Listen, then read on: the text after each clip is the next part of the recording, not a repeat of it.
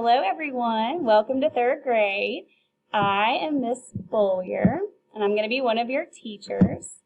And this is my family. I have, me and my husband have 3 kids, and this is Christian, he's 16 years old. This is Aiden, he is 6 years old, and Reagan is 1 year old. And we live in Powder Springs. We love traveling and going to the beach and camping, and we love riding our boat at the lake. So this, I forgot to say, is our dog Bentley over here. He's 2 years old, and he also likes to go on the boat with us. But also, a little bit about my teaching. I've been teaching at Sanders for 9 years, and I've taught kindergarten through 5th grade throughout my years here, and I can't wait to start another fun year with all of you in my class. And I know that this year is going to be a little different, but we are going to work together, and I know we'll be able to help each other out and learn together. So we are so lucky to have 2 teachers in our classroom, and I will let you get to hear from Miss Phillips. Hi, I'm Miss Phillips, and so I just want to tell you a little bit about myself. My husband and I have 2 girls and 4 grandchildren, so you can see the picture right down here, hopefully. And we have a dog, and his name is Prince, and he acts like a prince of the house. We love to travel and go to the beach or to the lake, and we go boating, we go camping. I love reading, especially learning about how to be a better teacher or just reading for fun. So about my teaching, I've been here at Sanders for 21 years, and I've been teaching for 25. I've taught multiple grades, and the 3rd grade is my favorite, and I can't wait to be with you guys this year. All right, so we've already kind of talked about how it's going to be a little different this year, but what we are going to learn has not changed. So math is a big subject in 3rd grade for multiplication and division. So that's probably one of the most important things that we're going to be working on. And it's really important for you to be able to say like 3 times 4 is 12 without having to think about it or count up on your fingers or things like that. So that's going to be a really big focus for the entire year. So we're going to start from the very beginning, and we're going to keep working on multiplication. The next big unit is fractions, and sometimes people will think fractions are a little scary, but they also can be a lot of fun.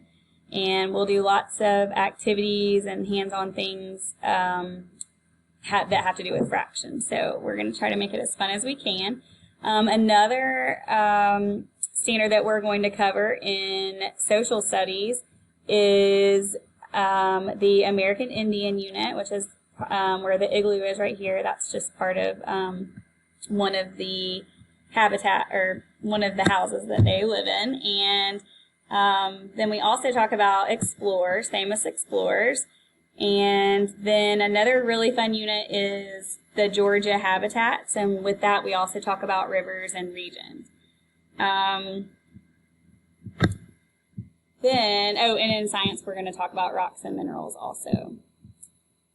So we will be doing some hands-on experiments and things like that, but Miss Bill and I are going to have to work really hard with the 3rd grade team to determine how to best do it virtually, because this is our first time doing it, like truly doing it. I know we had a little trial time in March, but this is going to be a lot different. So, all right.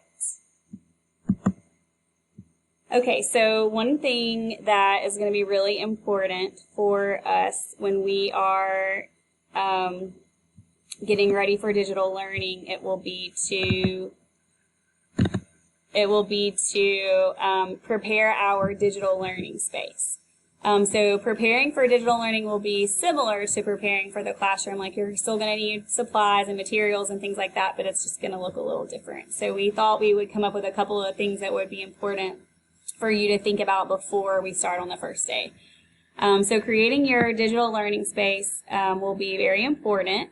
And when you think about what that space should look like, one of the most important things is that it should be a really quiet place that doesn't have a lot of distractions with brothers and sisters or dogs or the TV in the background and things like that.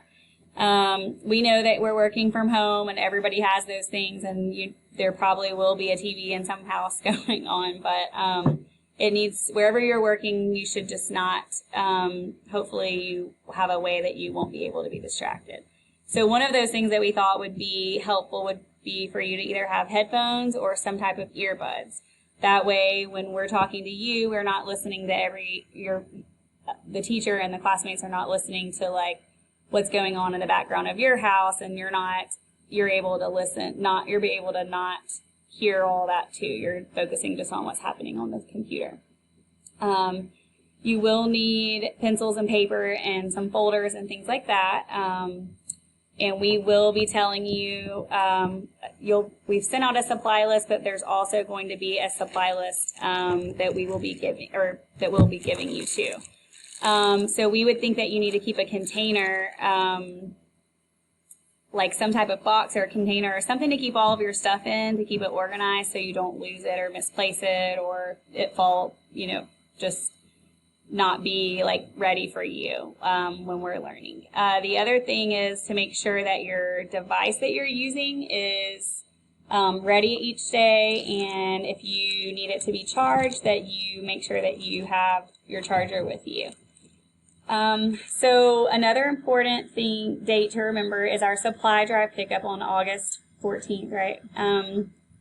And when you come that day, you are going to get a bag of materials, and these are things that the third grade team have put together. Some things are kind of generic, like the paper, but you'll have like a reading text called Rain School that you're going to need to refer to.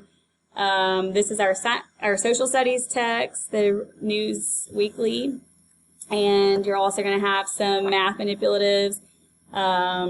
These are base 10 blocks, things for you to cut out and use. You're going to have lots of different manipulatives and things that are going to be important. If you don't come pick that up, then you won't have these things when it gets time to do the lessons. If you can't come on August 14th, then I'm sure we'll have created some other time for you to be able to do that. But just again, remember that that's something that's really important for you to have. And if you don't think you can be here, let us know, and we can try to make arrangements for you to meet up with us somewhere so we can drop it off. Right. And then also, let's see, sorry, I need to go to the next screen. Okay, so each day, basically all you're going to have to do, you're going to get to your computer and you're going to log on to CTLS Learn. And that's our digital platform that's going to be the one-stop shop for everything for the most part. You'll upload assignments there, you're going to go live there, so hopefully we shouldn't be doing like Zoom or anything like that. We should just be able to go live with you within the CTLS Learn platform. Right here, we have on this slide and the next slide, we have created or put the steps for you to log into CTLS Learn. You've also been given this information in a lot of different ways on CTLS Parent, and Miss Spiedler has sent out many different ways for you to log on. So if you want to, you can take a picture of this, just as a quick snapshot of something that we put together. And so basically you're going to open your browser. You can use Google Chrome, Firefox, whatever works for you. However, Google Chrome is recommended by the county. Supposedly it works best with CTLS Learn. So once you've typed it in, I would recommend going ahead and bookmarking it somewhere so that way you can access it every single day and you don't have to type it in. So especially parents, if you're not going to be home with your children or they're going to be somewhere else, if they already have it ready to go, that would be awesome and make things a lot easier for them. So once you log on, once you type the web address in, you're going to just be going to, it'll have like a little place for you to type in your number. I think it's called your login, or I can't remember exactly what it said. Oh yeah, student ID right here, sorry. You had it here for a reason. So you're just going to put in student ID, which is also your lunch number. If you do not know your lunch number, you're unsure of it, you can contact me or Miss Phillips, and we will make sure we'll get that information to you.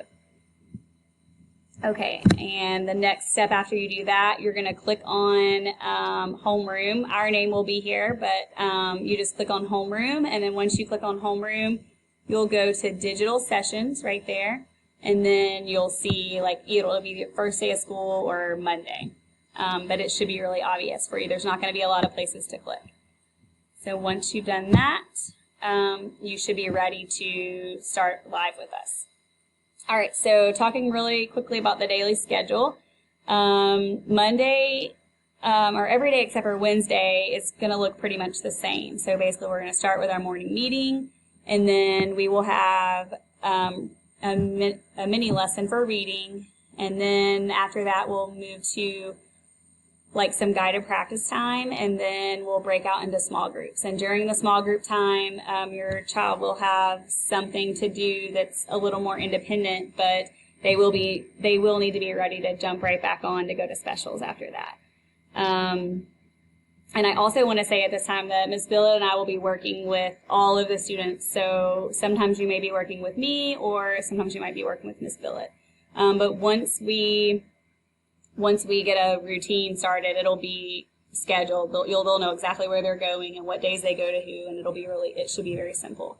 But in the beginning, it's going to be a little a learning curve for all of us. So we're not exactly sure how it's going to look until we actually go live with everyone. Specials, you have the special schedule over here. We have art, music, science, and PE. Wednesday we do not have specials, but every Monday you should have art and so forth. After specials, we'll come back and do math, and math will look really similar to reading. You'll have the reading mini lesson and then the guided time, and then we'll break into math small groups, and that will be the same thing as Billet and I both will pull kids during that time. And that really will be the same thing as when we come back face-to-face in the classroom. We'll just rotate in small groups. So really it's kind of exactly the same thing we would do, just virtually instead of being face-to-face. Once small group is done, we'll go to a brain break. We'll provide the brain break. It'll be on the screen, and they'll just have to stay right there. They could go get a drink of water at that time and come back, stretch. The brain break is usually some kind of dance or something just to get them moving and some energy flowing. And then they'll come back to wrap up with science and social studies. It'll be one or the other, depending on the unit that we're in. And then from 12 o'clock to 12:30, that's our asynchronous time. 12 to 12:30 is our time for lunch.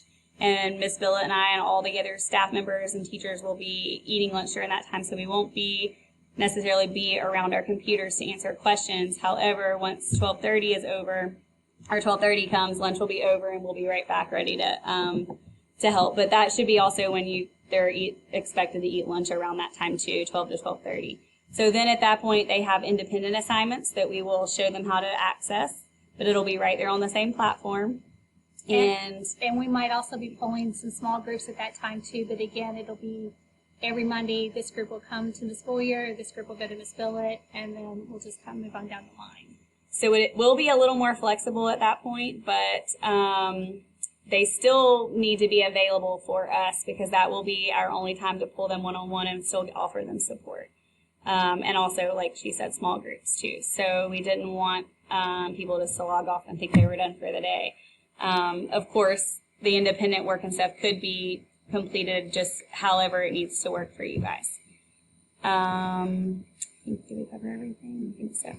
All right, so for the fun part, a little sneak peek inside our classroom. So since we love the beach so much, we decided to bring the beach to the classroom, and you'll see all of our beach themes here.